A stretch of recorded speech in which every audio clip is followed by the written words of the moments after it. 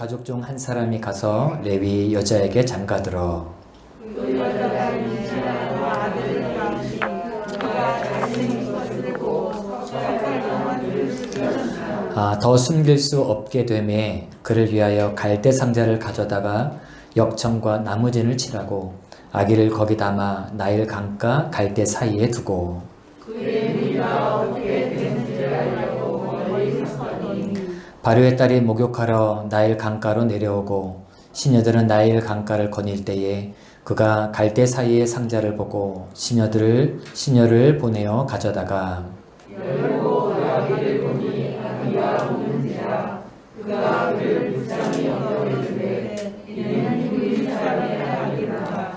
그의 누이가 바로의 딸에게 이르되 내가 가서 당신을 위하여 히브리 여인 중에서 유물을 불러다가 이 아이에게 젖을 먹이게 하리이까.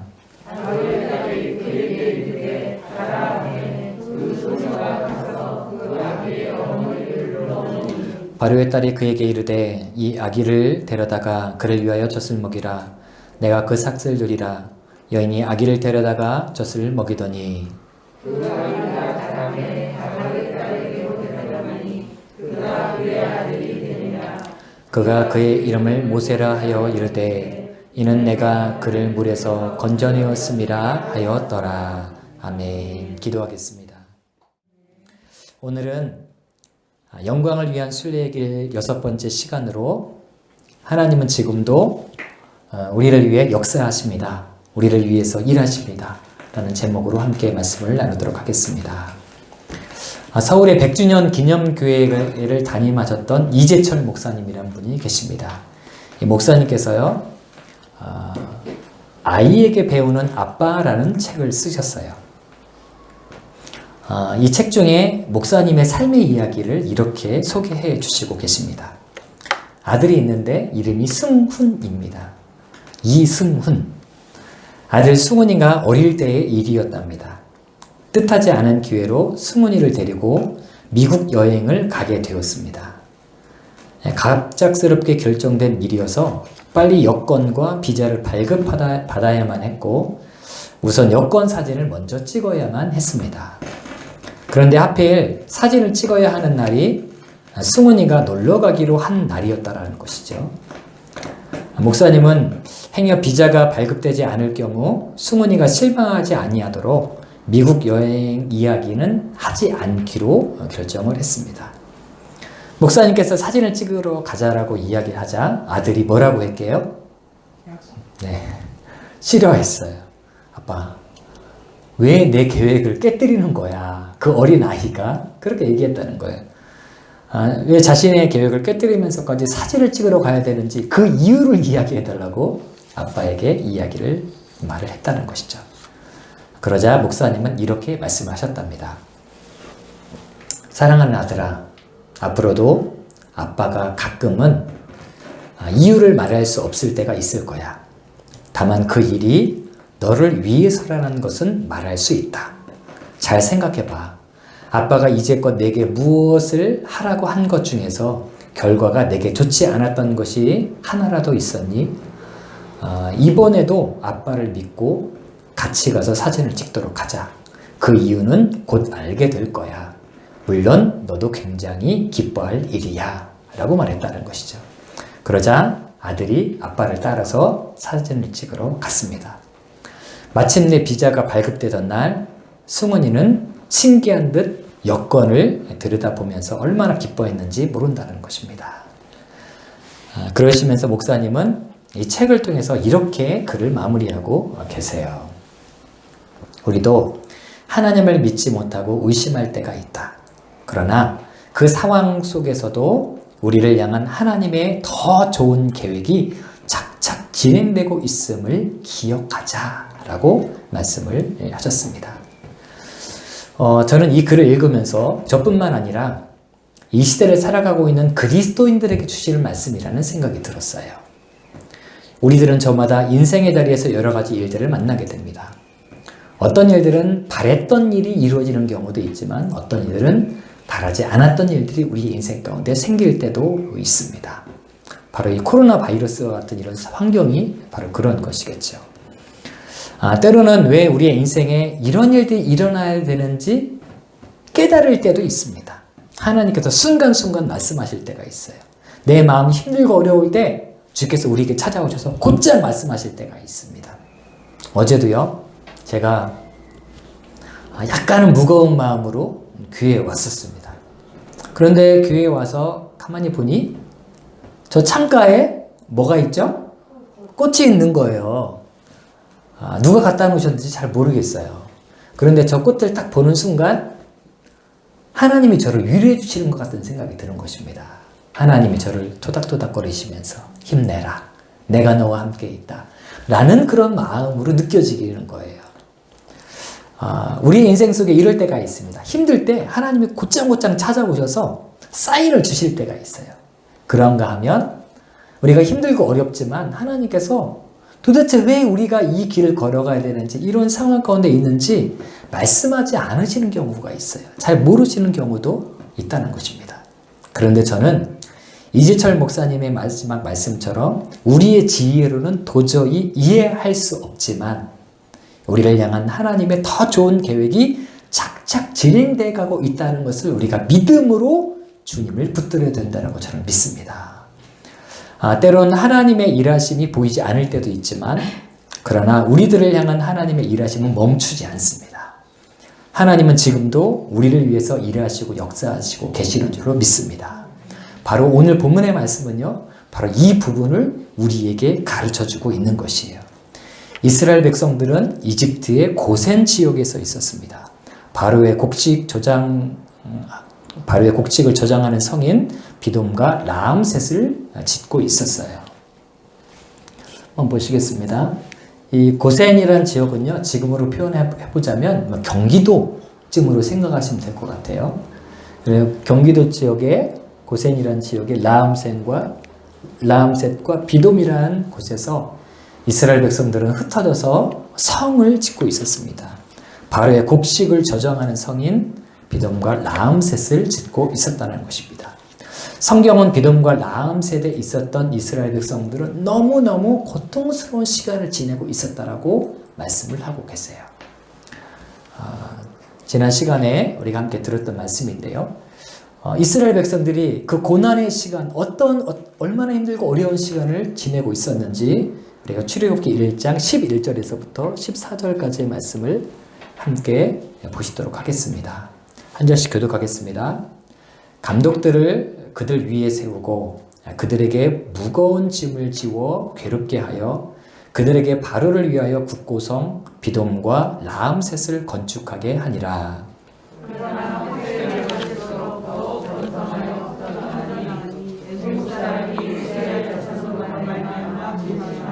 이스라엘 자손에게 이를 엄하게 시켜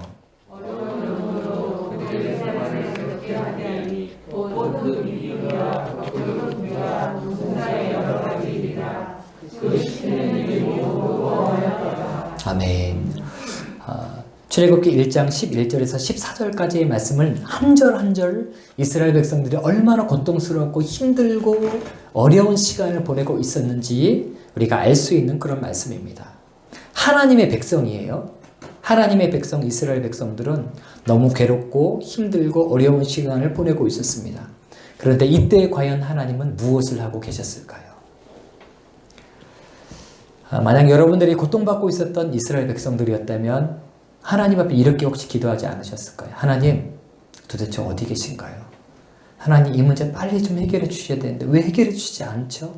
하나님, 도와주세요 라고 기도하지 않았을까라는 생각이 들게 됩니다. 여러분들, 이스라엘 백성들이 고센 땅에서 비돔과 라암셋 국고성을 쌓으며 심한 고통을 받고 있었을 때 하나님은 과연 무엇을 하고 계셨을까요? 이 질문은 우리 시대에 우리가 지금 하나님 앞에 드릴 수 있는 질문이라고 저는 생각을 합니다. 코로나 바이러스 때문에 너무너무 힘들고 어려운 시간을 우리가 지금 보내고 있죠. 개인적으로도 두려운 마음이 있는 분도 계시고 일터가 불안하신 분도 계세요. 교회적으로 예배를 우리가 쉽게 편안하게 드릴 수 없는 환경이고 세상의 공격을 받기도 합니다. 나라의 상황도 너무나 암울해요. 선거를 이제 하게 되는데요. 여러분들 꼭 선거하시기 바랍니다.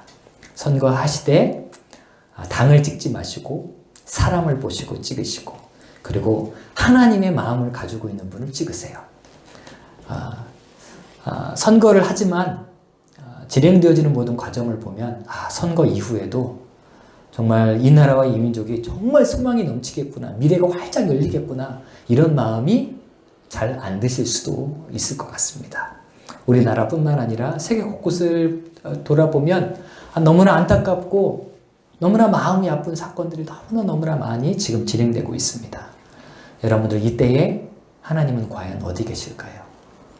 하나님은 과연 어디 계실까요? 무엇을 하고 계실까요? 우리가 만약에 하나님 앞에 이렇게 묻는다면 하나님께서는 이렇게 대답하실 것입니다.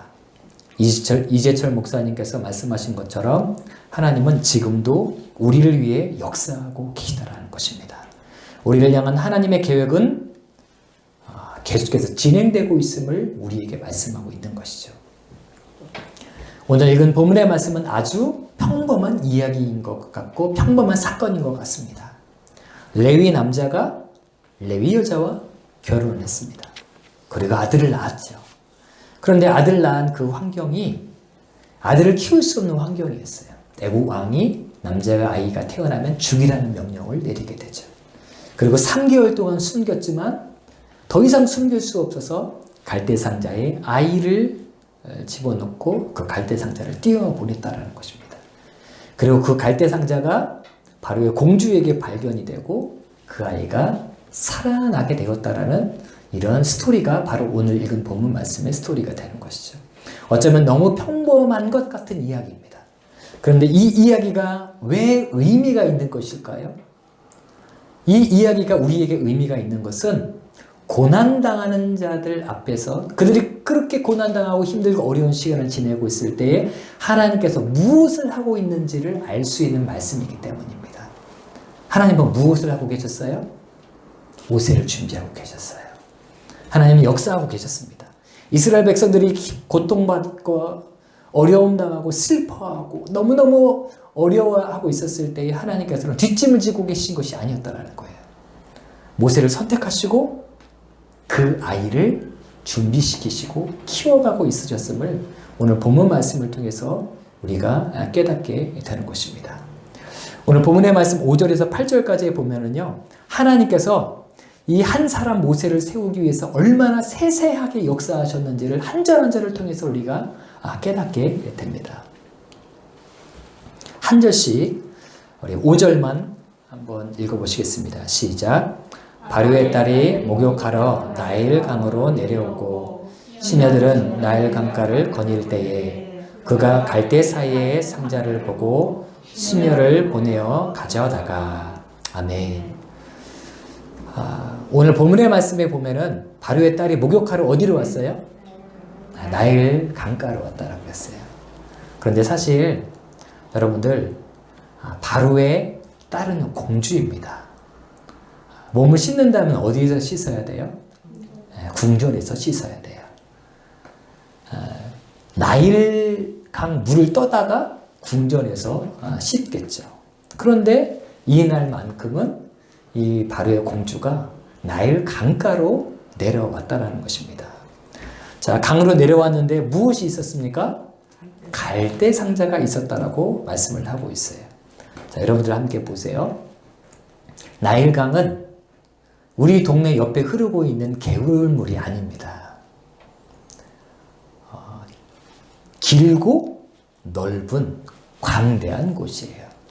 그리고 바로의 공주는 모세의 부모님의 옆집에 살고 있었을까요? 아니에요. 궁전과 노예가 사는 곳은 전혀 다른 곳입니다.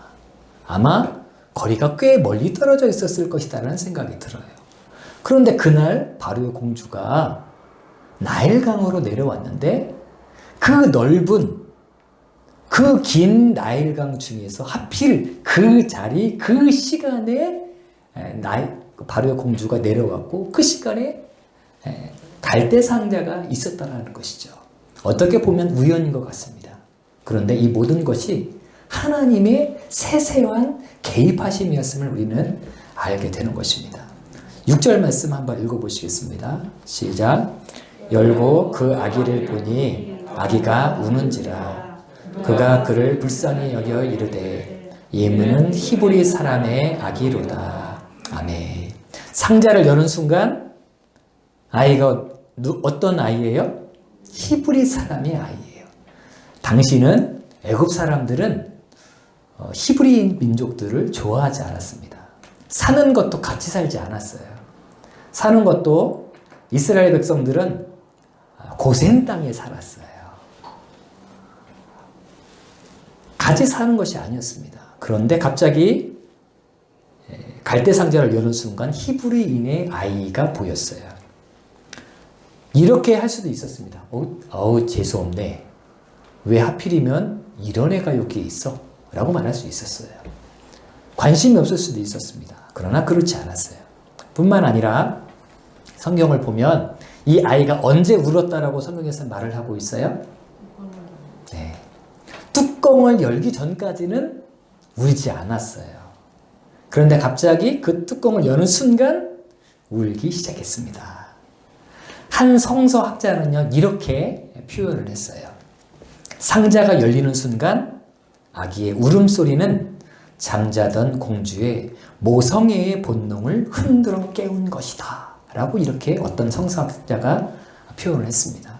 저는 아주 적절한 표현이라고 생각해요. 공주가 아이를 보는 순간, 그 울음소리를 듣는 순간 아이가 긍휼해지는 그런 마음이 생겼던 것입니다.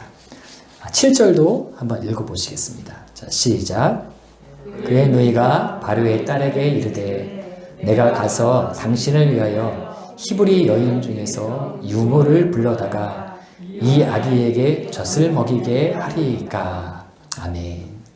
자, 7절은 바로의 공주가 이 아이를 발견하자 갑자기 누가 등장해요?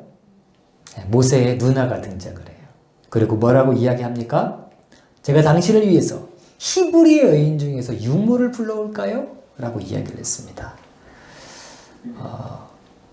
바로의 궁전에는 교육을 잘 받은 선진교육, 애굽의 선진교육을 받은 좋은 유모들이 많이 있었을 것입니다. 만약에 이 아이를 내가 키우길 원한다면 애굽 사람 유모를 불렀을 거예요. 그리고 그 사람을 통해서 이 아이를 키우게 했을 것입니다. 그런데 그러지 않았다는 거예요. 히브리 여인이 유모를 부르게 했고, 그리고 이 아이를 그 유모에게 맡겼다는 것이죠. 그 유모가 누구예요? 모세의 엄마가 되는 것이죠. 여러분들, 우리는 5절부터 8절까지의 말씀을 쭉 그냥 생각이 없이 읽으면 그냥 뭐 그런가 보다, 그냥 이런 사건인가 보다 생각하지만 한 절 한 절마다 하나님의 놀라운 섭리와 역사하심이 있는 것을 우리가 깨닫게 됩니다. 만약에 이 모든 것들이 톱니바퀴처럼 이게 돌아가고 있는 이 모든 사건들 중에서 단 하나의 사건만 없었을지라도 모세는 살아남지 못했을 거예요. 그러나 모든 사건이 톱니바퀴처럼 하나씩 하나님의 섭리와 하나님의 역사하심 가운데 돌아가고 있었다는 것입니다. 이것이 바로 고통받고 있는 이스라엘 백성들이 그렇게 힘들고 어려워할 때 하나님께서 무엇을 하고 계셨는지를 세세하게 말씀하고 계시는 것임을 우리는 말씀을 통해서 깨닫게 되는 것이죠. 사랑하는 여러분들, 우리 인생에게도 이런 일들이 일어날 수가 있습니다. 고난당할 때, 어려울 때, 힘들 때 하나님께서 무엇을 하고 계시느냐? 하나님께서는 우리의 삶 속에 찾아오시고 우리와 함께 하시면서 세세하게 공급해 주시고 치료해 주시고 위로해 주시고 우리의 삶을 인도하신다는 것을 우리가 말씀을 통해서 다시 한번 깨닫게 되는 것입니다. 제가 말씀을 준비하다가 너무너무 은혜로운 하나의 이야기를 이렇게 발견해서 여러분들에게 소개해 드리겠습니다. 제가 이 글을 읽는데요, 이런 기도가 나오더라고요. 하나님, 저희도 이런 교회가 되게 해주세요. 하나님, 그리고 이런 교회가 되게 해주세요. 기도한 이후에 가만히 보니까 우리 교회는 이런 교회인 것 같은 거예요. 제가 소개해 드리도록 하겠습니다. 한 목사님이 늦은 나이에 신학 공부를 하게 되었습니다.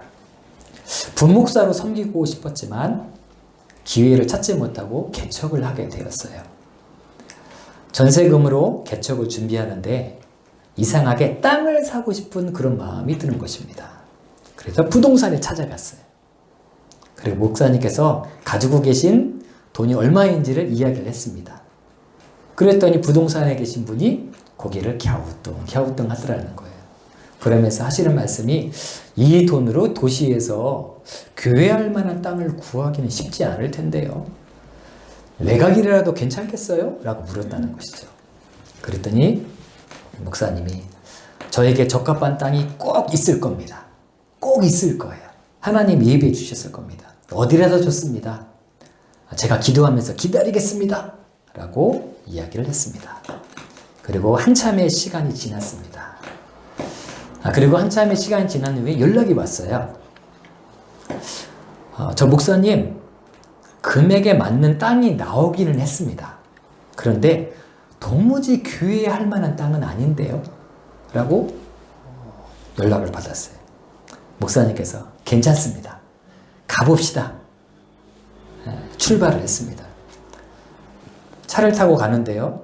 차 2대가 지나갈 수 없는 곳으로 가더라는 거예요. 차 2대가 지나갈 수 없는 좁은 농로를 들어가는데 들어갔는데 고추밭이 하나가 있는데 바로 거기로 인도하더라는 것입니다. 그 돈으로 살 수 있는 땅이 거기밖에 안 된다라고 얘기하는 거예요. 목사님은 너무 아쉬웠지만 눈물을 흘리면서 기도한 이후에 그냥 그 땅을 구입하기를 했습니다. 재정도 없었기 때문에 건물을 지으실 수 없었고요. 비닐하우스를 만드시고 산자락에다가 인가가 별로 없는 곳에 교회를 그렇게 시작을 하였습니다. 초대할 손님도 없어서 가족들만 비닐하우스에 모여 앉아 예배를 드리기 시작했어요. 그런데 첫 예배를 드리는데 이런 곳에서 교회가 있네요 하면서 여자 한 분이 그곳을 들어오게 되었습니다. 옷 매무새는 화려했지만 노숙을 했는지 행색이 말이 아니었다라고 합니다. 첫 예배에 하나님께서 보내주신 사람이라고 생각되어져서 너무너무나 감사하고 기쁨으로 예배하고 설교를 하셨습니다. 그런데 예배 중에 이분이 은혜를 받는 거예요. 예배 드리는 중에 이분이 은혜 받으면서 눈물을 흘리시는 것입니다. 예배가 다 끝났어요.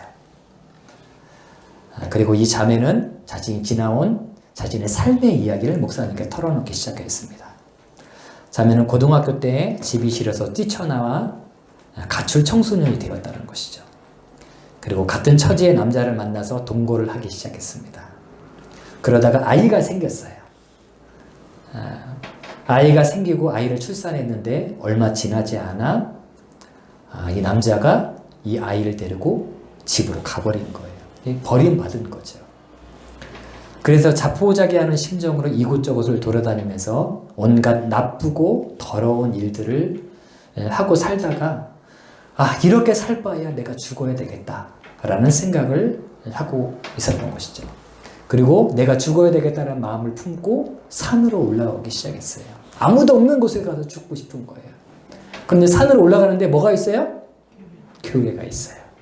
비닐하우스로 만든 교회가 있는 것입니다. 자매는 죽으려고 들어온 길에서 교회를 만났습니다. 도무지 교회가 있을 것 같지 않은 곳에 비닐하우스가 교회가 있었어요. 그래서 혹시나 하는 마음으로 그 교회에 들어갔던 것입니다. 목사님 이 자매를 교회에 머물게 하고 그리고 말씀 양육을 하시고 큐티를 가르쳐 주시고 기도를 가르쳐 주었습니다. 아침마다 새벽 기도에 참석하면서도 쉽게 마음을 잡지 못했던 자매는 어느 날부턴가 온 매무새가 바뀌기 시작했고 예배의 태도가 달라지기 시작하였습니다. 이른 새벽에 일어나 청소하며 새벽 기도를 준비하고 주일에는 마당 청소와 음식을 준비를 도우며 삶이 변해가기 시작하였어요. 그러던 어느 날 이 자매가 목사님께 이렇게 말씀을 했습니다. 목사님, 우리 교회에 도시로 나갔으면 좋겠어요. 라고 이야기를 하는 거예요. 목사님, 도시에는 저처럼 방황하는 가출 청소년들이 너무나 많아요. 제가 좀 더 예수님을 일찍 만났더라면 얼마나 좋았을까요? 저야 이제 만났지만 그 아이들은 조금 더 일찍 예수님을 만났으면 좋겠어요. 아이들에게 예수님을 전하고 싶어요 라고 목사님에게 청했다는 것이죠. 그래서 교회를 비닐하우스에 있었던 교회를 도시로 이제 옮겼습니다. 그렇게 교회는 도시로 나왔고 자매는 전도하기 시작하였습니다. 거리에 갇힐 청소년들이 한두 명씩 교회 오기 시작했어요. 그렇게 교회에 나온 아이들이 마음을 잡고 집으로 돌아가면서 가정이 회복되게 됐습니다. 회복된 가정들은 다시 교회에 나오기 시작하였어요. 무엇보다 이 귀한 일에 동참하는 사람들이 많아지면서 교회는 행복한 교회로 점점 부흥하게 되었다는 것입니다. 한 자매의 회심이 교회가 든든히 세워져가는 통로가 되었습니다. 사마리아 우물가에 있는 여인과 같았던 그 한 여인이 방황하던 청소년들의 회복을 돕는 치유자의 삶으로 바꿔지게 됐다는 것이죠. 목사님은 글을 이렇게 마무리하고 계십니다. 주님은 이렇게 우리에게 다가오신다. 우리의 영혼의 가난과 상처를 직시하시고 어느 누구도 만나주지 않고 위로해주지 않을 것 같은 우리에게 찾아오신다.